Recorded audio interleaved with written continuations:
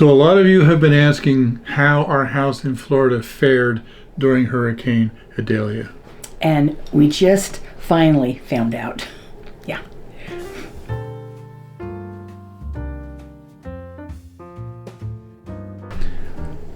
Hey everybody, this is Bill. And this is Elizabeth. Live simple. Live free. In our house in Florida, we've had a few days of pins and needles. That's for sure. Yeah.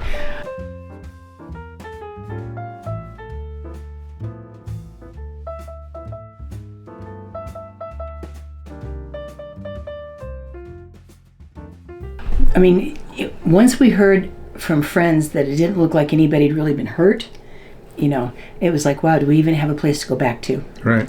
So we're going to tell you the story of what we went through, but first we want to tell you right up front, the house survived. Yes, the house. Hallelujah. The house is good. We are so thankful. It's looking good. We're amazed at how well it survived. Yeah. Considering, oh my goodness, yeah. So first of all, just let me tell you that this house is not near the water.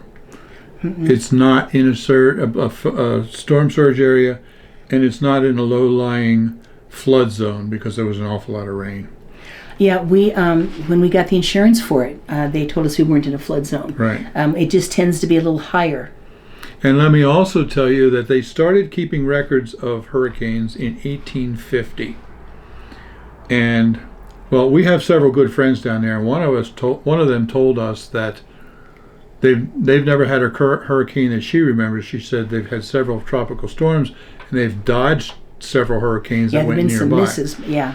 But when you look at the records since 1850, since they started keeping records, there has never been an actual hurricane that hit our town. Well, in fact, the place where Idalia hit Florida, they call it the Big Bend in the Gulf of Mexico. The place where it hit has never been hit before by a major hurricane. Well, at least since 1850. Yeah. Since 1850. Right.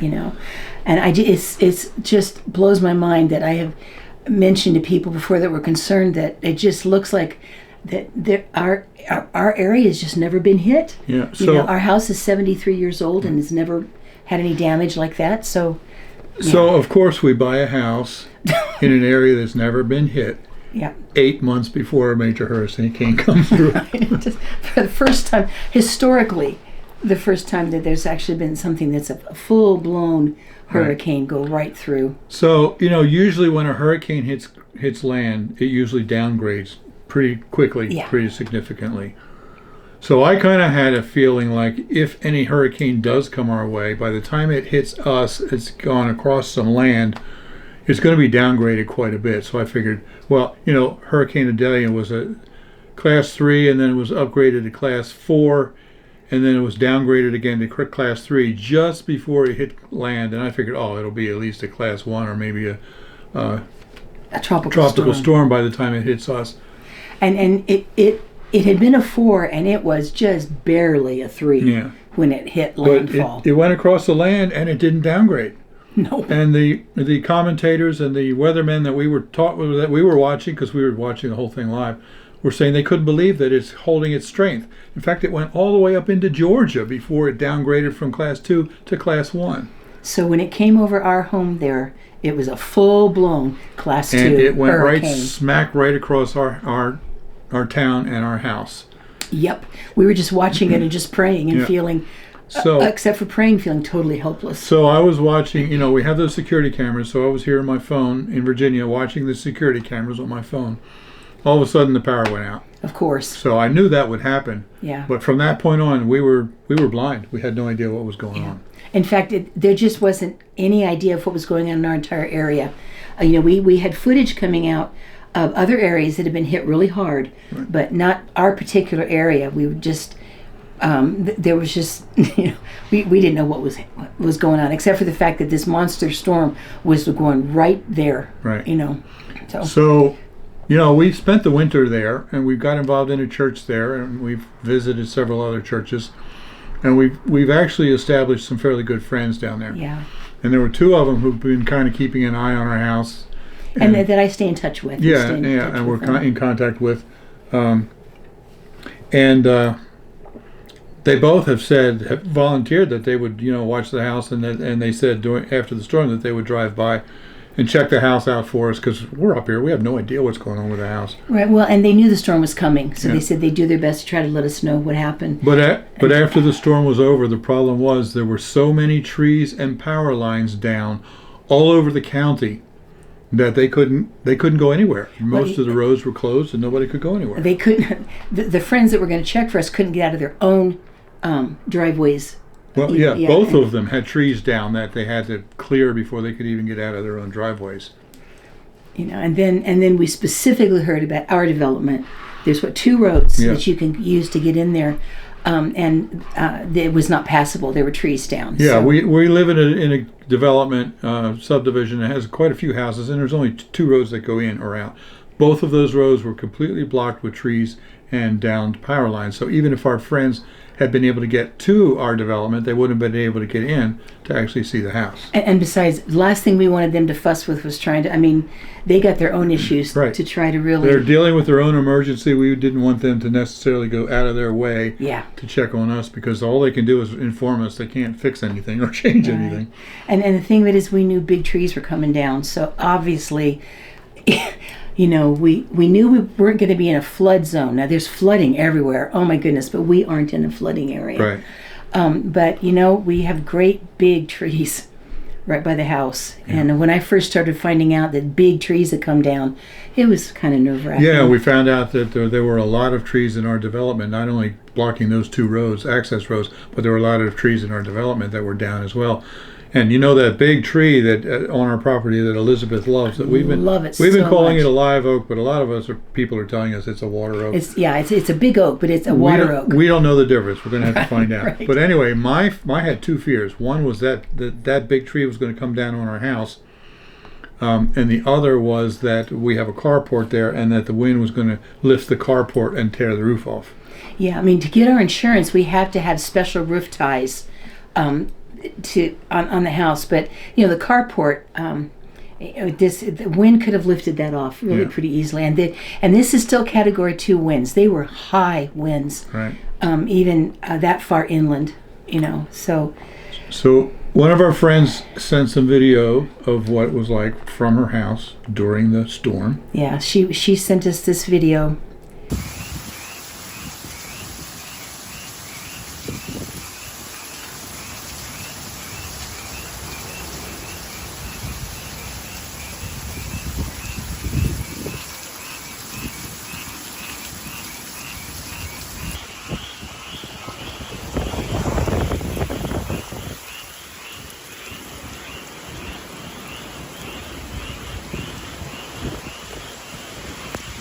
And then the other friend sent us some pictures of several trees that were down in her front yard. Now, her house wasn't damaged, but thankfully, apparently one of these trees came down on one of her cars and broke out the window and smashed a bunch of stuff. Well, it pretty much crunched in the whole front of the car. The windshield was broken, but it crunched the windshield frame and everything. So yeah, it caused some damage to her car. Their house was okay. The pictures I'm showing you here are of she had 3 beautiful, really huge, mature. Apparently, they were water oaks in the front. Now she's got some humongous live oaks in the back.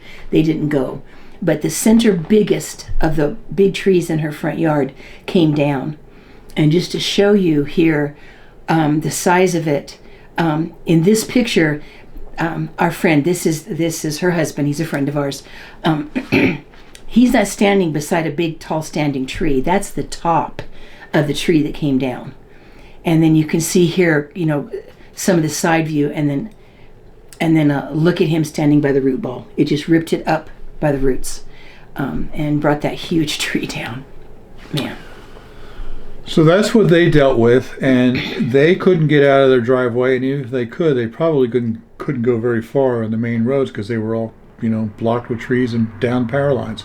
Yeah. So we were just sitting here for like a day and a half, just on pins and needles, waiting until we could find out something, anything. For all we knew, our house could have been completely destroyed.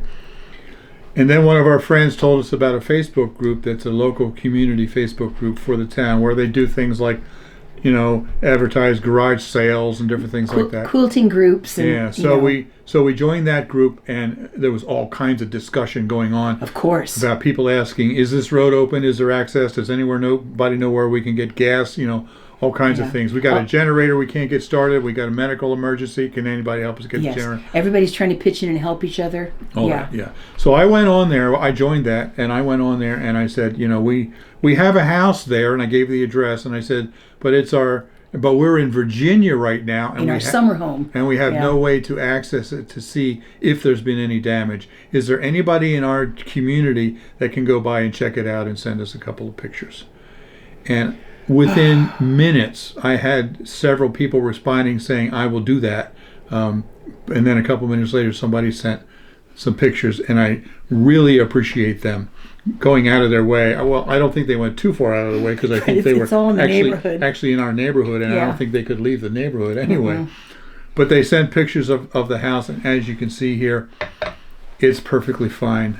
We were so relieved. In fact, in some of these pictures, it doesn't even look like we had a storm. It's amazing. I mean, there isn't any big branches in the yard or anything, I think behind the house, I saw that something fairly big had come down in another yard, and I don't know exactly what, a big branch or something, but I just can't. I mean, the most important thing was that nobody got hurt, of course, but I got to admit, it would have been really hard to have that whole house just destroyed right now. So, we were thankful. Now, I have those cameras mounted, and they're mounted to the wall. They're pretty secure, but I have solar panels to charge them, and they are not very secure. And look at this picture. See this right here? This is one of the solar panels, and it's just stuck onto the rain gutter, sticking up in the air, and I was shocked that is actually still there. I thought that would be the first thing to go. And then also, look down here. This is our little fig tree that we planted. Little baby fig tree's okay. And it's still there. I think that the huge tree that we have right by the house, and right across the road there, are even bigger trees. And I feel like that there is a chance, and there's a pretty good sized house on one side of us. I think there's a chance that since the tree didn't get blown down, I think it may have protected our house from the really high winds. I feel like that because I know the kind of damage that was done in the area, and I'm beyond thankful that we did. It looks like everything's okay. Yeah, absolutely. For us, we would have been devastated if we lost this house, because that was our dream home, our dream winter home. Yeah. But I mean, it was covered with insurance, but it would have been an ordeal. Yeah, well, and when it's a mess like that, it takes forever to get anything done. Probably would have taken years. Because it's widespread destruction. But for us, it was our second home. Right. For so many of our friends, for all of our friends down there, and most of the people that live down there, it's their only home. That's right. And so for us to lose it would have been devastating, but for the people that went through it, and it's their only home, and there's a lot of damage, we just really feel for them, Yes.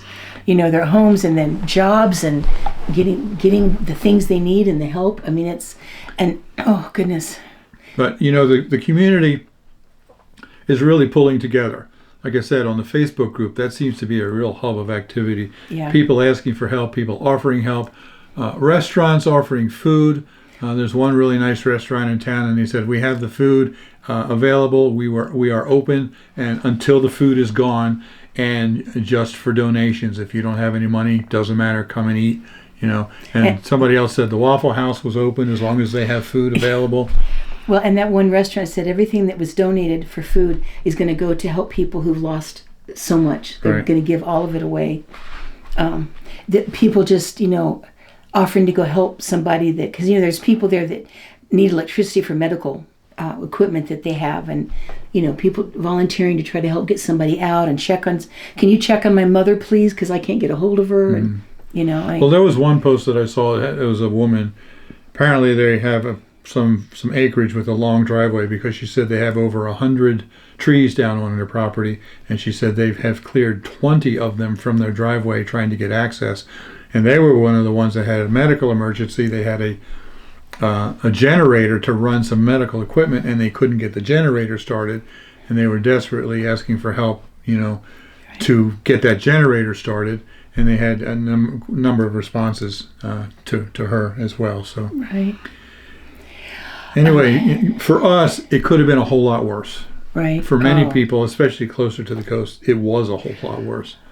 You've seen the video that we did of Keaton Beach, and it's just a cutest little town. That, of course, houses are built up high because of the storm surges. They're on stilts in Keaton Beach. Keaton Beach. There, we've gone before. Like I said, we showed you guys, and it's a cute little marina, and it was where it hit.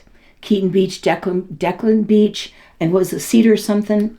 Cedar Point. Cedar Point, I think. Anyway, that is where it hit. And we were seeing video of like 11 and a half feet of storm surge roaring up into there. And the river is going the wrong direction, so it was crashing boats and river boats and different stuff. And so people need a lot of prayer. There's just real extensive devastation. And some of the towns that were closer to the coast got hit so hard, and it just, well, let's show you a little bit of just our area here.